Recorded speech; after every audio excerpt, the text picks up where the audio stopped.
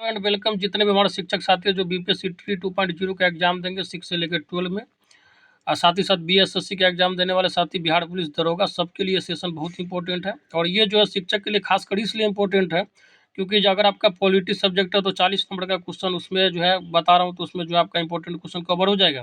साथ ही साथ common paper में भी जो है आपका जो भी क्वेश्चन पूछा जाएगा, आपका जो है आप मिश्रित क्वेश्चन जो रहेगा उसमें भी आपका यूज आएगा। तो इस सेशन को जरूर देखिएगा, बहुत इंपॉर्टेंट सेशन है। साथ ही साथ मैं आप लोग एनसीईआरटी का सेशन चला रहा हूँ, उसको भी देखते रहिए, थ्योरी का, वहाँ से आपका कॉन्सेप्ट क्लियर होगा। और 40 नंबर का कॉमन पेपर का जो है 24 प्रैक्टिस सेट करवा चुका हूँ, उसको देखते रहिए, उससे जो आपका अनुभव जो है बढ़िया रहेगा, तैयारी बढ़िया हो जाएगा।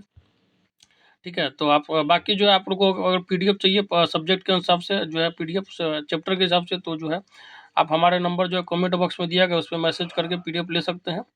ठीक है, मिनिमम प्राइस रखा गया और वो भी इसलिए रखा गया ताकि आप लोग के लिए मैं जो है कंटिन्यू यूट्यूब पे सर्विस दे सकूँ। ठीक है, चलिए आगे कह रहा है कि स्टार्ट करते हैं जो आज राज्य व्यवस्था पॉलिटी को। अगर अभी तक चैनल से नहीं जुड़े हैं तो जुड़ जाइए, सब्सक्राइब कर लीजिए, दोस्तों में शेयर कीजिए और ज़्यादा से ज़्यादा लाइक कीजिए। चलिए, कह रहा है कि 2006 के बिहार पंचायती राज अधिनियम के अनुसार ग्राम पंचायत की स्थापना के लिए आबादी की शर्त क्या है?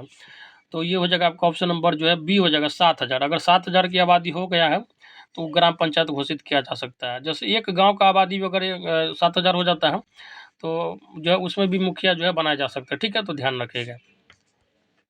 आगे कह रहा है कि चिपको आंदोलन का प्रारंभ जो है किस राज्य से हुआ? तो आपको पता होगा किससे हुआ था, उत्तराखंड से हुआ था। ठीक है, ऑप्शन नंबर ये हो जाएगा। सुंदरलाल बहुगुणा के नेतृत्व में हुआ था। किस लिए हुआ था? क्योंकि पर्यावरण के जो है कटाव को रोकने के लिए। आगे करा कि तारी विरोधी आंदोलन किनके द्वारा चलाया गया था? तो ये हो जाएगा आपका ऑप्शन नंबर बी, महिलाओं के द्वारा चलाया गया था। ध्यान रखिएगा, ताड़ी देख के जो है मजदूर नहीं मार दीजिएगा, क्योंकि ताड़ी पी के तो वही सब जो है टूल उड़ाता है। तो ये मिस्टेक नहीं कीजिएगा। ताड़ी जो है विरोधी आंदोलन किसके द्वारा चलाया गया था? तो महिलाओं के द्वारा चलाया गया था, इस बात को ध्यान रखिएगा। और ये जो है नेल्लौर जिले के लगभग 5,000 गाँव की महिलाओं ने तारी विरोधी आंदोलन में भाग लिया था। ठीक है, ध्यान रखिएगा। और दक्षिण जो है भारत की महिला जो है खासकर आंध्र प्रदेश की महिलाओं के द्वारा चलाया गया था। ठीक है, ताड़ी देख के इन्हें मार दीजिएगा, दलित या मजदूर। चलिए आगे कह रहा है कि नर्मदा बचाओ आंदोलन में नर्मदा क्या है? तो ये हो जाएगा, आपको पता है नर्मदा क्या है? बताइए क्या है? तो नदी है।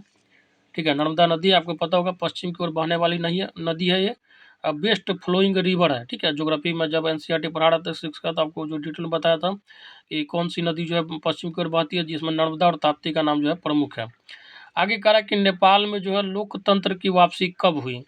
तो इसका आंसर क्या हो जाएगा? आपका ऑप्शन नंबर डी हो जाएगा, 2000 जो है सॉरी 6 में हुई थी। ठीक है, हुआ क्या था, ये घटना को मैं थोड़ा बता देता हूँ। उसमें जो है राजतंत्र था, राजा का बेटा ही राजा बनता था। तो क्या किया कि इसका जो चचेरा भाई था, वो सोचा कि ऐसे तो हम राजा बनने से रहे हैं, निपटा देते हैं पूरे खानदानों को, पूरे राजा के खानदानों को निपटा दिया। हालांकि इसका जो बहुत ज़्यादा विरोध हुआ, उसके बाद जो वहाँ पे जो है राजतंत्र की जगह पे जो है जनता ने कहा कि नहीं, अब लोकतंत्र होगा, ऐसा आदमी को हम राजा नहीं मानेंगे। चलिए नेक्स्ट क्वेश्चन करा कि निम्नलिखित में से किस कारण से निर्वाचन की आवश्यकता जो है पड़ती है?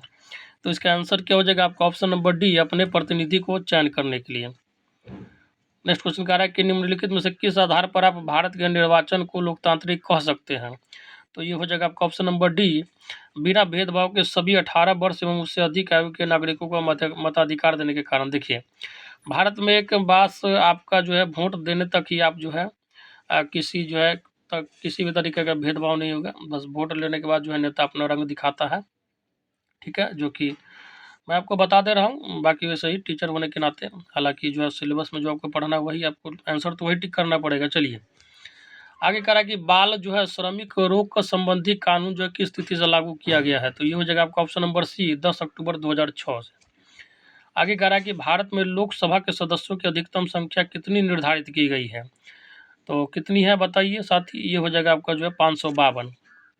ठीक है, ध्यान रखिएगा, जिसमें से 530 सदस्य जो है राज्यों के निर्वाचन क्षेत्र से आते हैं। ठीक है, अधिकतम 20 जो है सदस्य किससे आता है? तो संघीय क्षेत्र से, और 2 जो है राष्ट्रपति के द्वारा जो है मनोनीत होते हैं, एंग्लो इंडियन। ठीक है, ध्यान रखिएगा। चलिए आगे कह रहा है कि निम्नलिखित में से किसे जो है वर्तमान कानून में संशोधन का अधिकार है? कौन जो है कानून में संशोधन कर सकता है? तो आपको पता होना चाहिए कौन कर सकता है, तो संसद कर सकता है। और संसद के अंतर्गत क्या आता है, तो आपको पता होना चाहिए संसद जो है किस चीज़ से मिलकर बना है।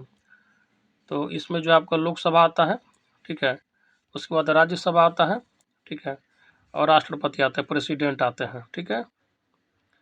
उसके बाद लोकसभा के बारे में पता होना चाहिए आपको, इसको निम्न सदन बोलते हैं, इसको राज्यसभा को उच्च सदन बोलते हैं। लोकसभा का कार्यकाल 5 साल का होता है, राज्यसभा का कार्यकाल जो है आपका 6 साल का होता है। लोकसभा को जो भंग किया जा सकता है, राज्यसभा को कोई भंग नहीं किया जा सकता है। राज्यसभा के 1/3 सदस्य जो हर दूसरे साल जो है क्या कहते हैं, त्याग पत्र देते हैं, ठीक है। और ध्यान रखिएगा राज्यसभा के पदेन अध्यक्ष कौन होते हैं, तो उपराष्ट्रपति होता है। इतना चीज़ ध्यान रखिएगा। बाकी लोकसभा राज्यसभा अगर कानून पारित कर देता है कोई, तो राष्ट्रपति के पास जाता है, और उसके बाद जो राष्ट्रपति का फाइनल सिग्नेचर मिलने के बाद जो है वो जो है कानून बन के मार्केट में आ जाता है, उसको कार्यपालिका जो मंत्री लोग हैं लागू कर देते हैं। आगे कह रहा है कि राष्ट्रपति को कौन सलाह एवं मंत्रणा देता है, तो ये हो जाएगा आपका ऑप्शन नंबर डी, संघीय जो है मंत्रिपरिषद जो होते हैं कैबिनेट के, वही जो उनको सलाह देते हैं। आगे कह रहा है कि संघीय मंत्रिमंडल की बैठक का सभापतित्व कौन करता है, तो ये हो जाएगा आपका प्रधानमंत्री, ठीक है। आपको पता होना कैबिनेट मिनिस्टर का जो है मेन हेड कौन होता है, तो प्रधानमंत्री होता है, आपको पता होना चाहिए। चलिए आगे कह रहा है कि राष्ट्रीय आपात घोषणा का दुरुपयोग रोकने हेतु संविधान संशोधन अधिनियम कौन सा है, तो ये हो जाएगा आपका ऑप्शन नंबर जो है सी हो जाएगा, ठीक है। 44वां संशोधन अधिनियम है, ठीक है। इसके तहत जो है आप राष्ट्रीय आपात जो है किसी भी समय नहीं घोषित कर सकते हैं, जो जेन्युइन रीजन होना चाहिए तभी कर सकते हैं। चलिए आगे कह रहा है कि धर्मनिरपेक्ष शब्द जो है भारत के संविधान की उद्देशिका या प्रस्ताव, जिसको इंग्लिश में प्रियम्बल बोला गया है। आप एनसीईआरटी का जो किताब खोलिएगा तो शुरू में ही मिल जाएगा आपको प्रियम्बल, ठीक है। तो कह रहा है कि धर्मनिरपेक्ष शब्द जो है भारत के संविधान की उद्देशिका या प्रस्ताव का एक भाग है। किस संशोधन के द्वारा आया था, तो ये आपको पता होना चाहिए। 42वें संविधान संशोधन के द्वारा आया था, 1976 में जोड़ा गया था, ध्यान रखिएगा। चलिए धर्मनिरपेक्षता के अलावा भी समाजवाद और अखंडता शब्द को जोड़ा गया था। आगे कह रहा है कि भारतीय संविधान का अनुच्छेद 51A नागरिकों के मौलिक कर्तव्य से संबंधित है, किस संविधान संशोधन से इसे लाया गया है, तो आपको पता होना चाहिए कौन सा संविधान संशोधन हुआ तो आया, तो ये हो जाएगा आपका 42वां संविधान संशोधन। हालांकि 73वां ध्यान रखिएगा, ये भी बहुत इंपॉर्टेंट है। 73वां संविधान संशोधन जो 1992 में हुआ था, उसके द्वारा पंचायती राज जो है भारत में आता है। सबसे पहले राजस्थान राज्य के नागौर जिले से स्टार्ट हुआ था, उसके बाद जो है पूरे भारत में फैलता चला गया। बलवंत राय मेहता समिति के हिसाब से त्रिस्तरीय पंचायती राज व्यवस्था होना चाहिए। हालांकि नॉर्थ ईस्ट के कुछ राज्यों में जनसंख्या कम होने के कारण वहाँ पर द्विस्तरीय पंचायती राज व्यवस्था भी है। आगे कह रहा है कि भारतीय संविधान में पहली बार जो है संशोधन कब किया गया था, तो 1951 में किया गया था, ठीक है, ध्यान रखिएगा। और इसको जो है 9वीं अनुसूची के अंतर्गत जो है जोड़ा गया था। आगे कह रहा है कि गीत जो है जनगण मन को भारत के राष्ट्रगान के रूप में किस वर्ष जो है स्वीकृत किया गया, तो ये हो जाएगा आपका ऑप्शन नंबर सी, 1950 में। नेक्स्ट क्वेश्चन कह रहा है कि सर्वोच्च न्यायालय ने किस मुकदमे में यह बनाए रखा कि प्रस्तावना जो है संविधान का भाग नहीं है, तो ये हो जाएगा आपका ऑप्शन नंबर जो है ए, बेरूबारी जो है मुकदमा में इस बात को बनाए रखा था।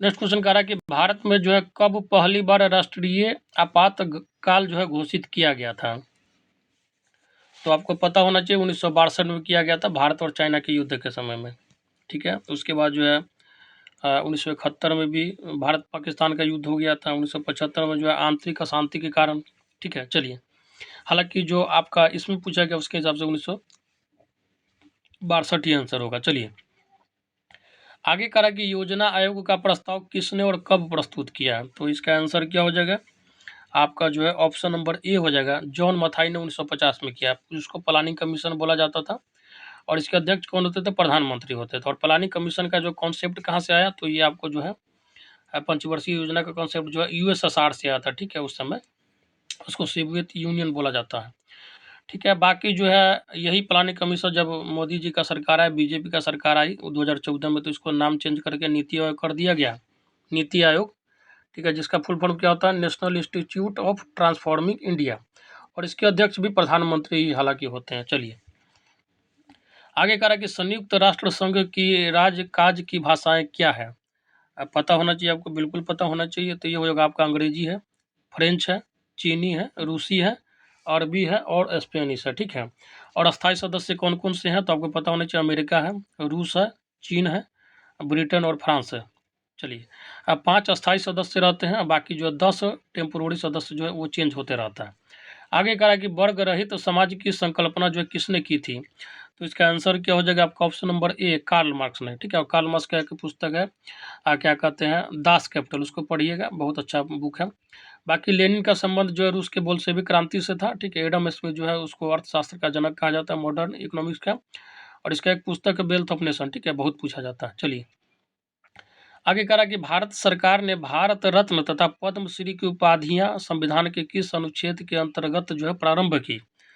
तो इसका आंसर क्या हो जाएगा आपका ऑप्शन नंबर बी, अनुच्छेद जो है 18 के अंतर्गत, ठीक है। और ये भी आपका मौलिक अधिकार के अंतर्गत आता है, आपको पता होना चाहिए।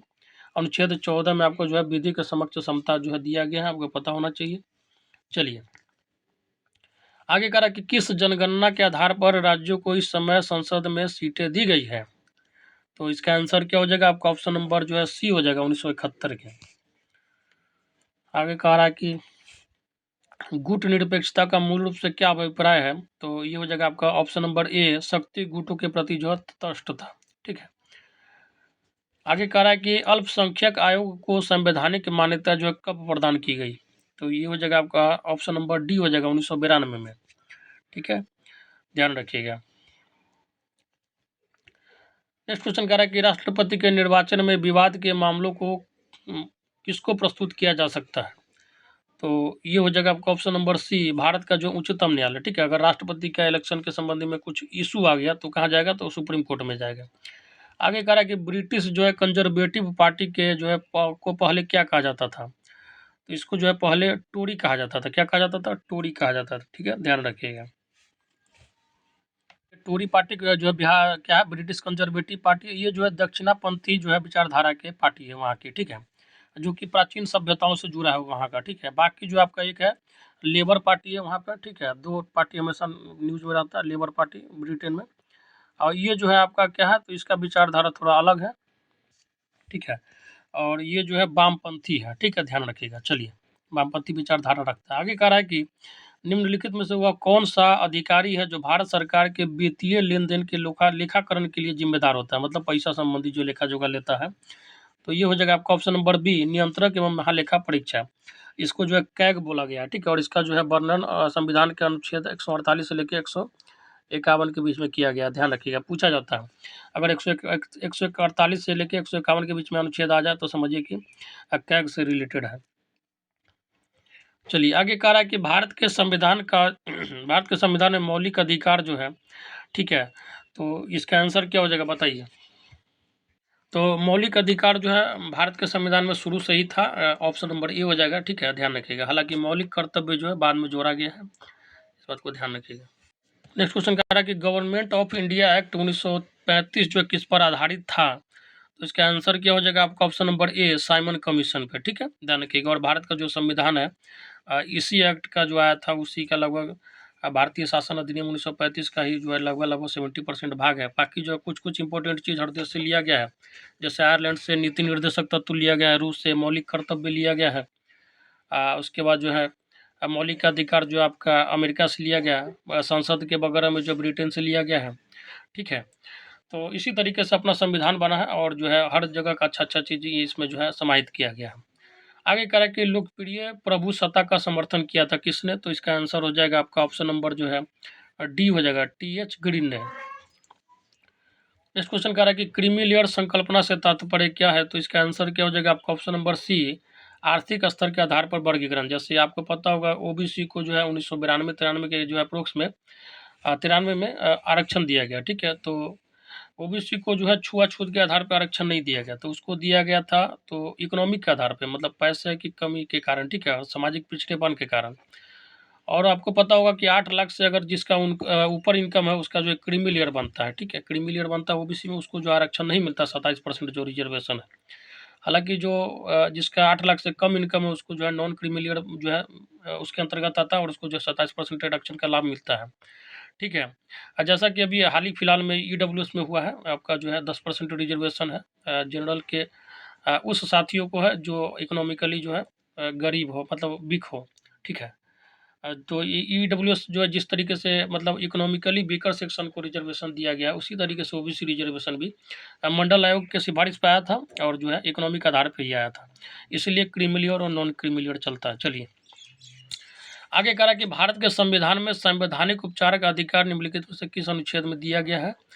तो ये हो जाएगा आपका ऑप्शन नंबर सी 32 में। ठीक है, और इसको जो है अनुच्छेद 32 को ध्यान रखिएगा, इतना ज़्यादा इंपॉर्टेंट है, इसका जो है कोई हिसाब नहीं। और इसको इसलिए भी आपको ध्यान रखना है कि अगर आप बाद में जेल उल चले गए तो इसका उपयोग करके जो है आप कोर्ट में जाके जो है पुलिस के विरुद्ध भी अगर गलत तरीके से गए तो आप आवाज़ उठा सकते हैं। और इसको जो है अम्बेडकर ने संविधान का आत्मा कहा है। ठीक है, हार्ट एंड सोल, हृदय एवं आत्मा कहा है किसको? तो अनुच्छेद 32 को। ठीक है, ध्यान रखिएगा। चलिए आगे करा कि संयुक्त राष्ट्र यूनाइटेड नेशंस की महासभा की बैठक, तो इसका आंसर क्या हो जाएगा आपका? ऑप्शन नंबर बी, वर्ष में एक बार होती है। ठीक है, ध्यान रखिएगा। चलिए आगे कह रहा है कि निम्नलिखित में से वह मौलिक अधिकार कौन सा है जिसे डॉक्टर अंबेडकर के अनुसार संविधान का दिल कहा गया? देखिए आ गया, संविधान का दिल और आत्मा दोनों कहा गया, तो वो जगह आपका संवैधानिक उपचारों का अधिकार है। ठीक है, बाकी जो है आपका मैं बता देता हूँ, धर्म का अधिकार जो है आपका, इसका वर्णन जो है 25 से 28 में किया गया है, और ये भी जो है मौलिक अधिकार के अंतर्गत ही आता है आपका। ठीक है, और ये जो है आपका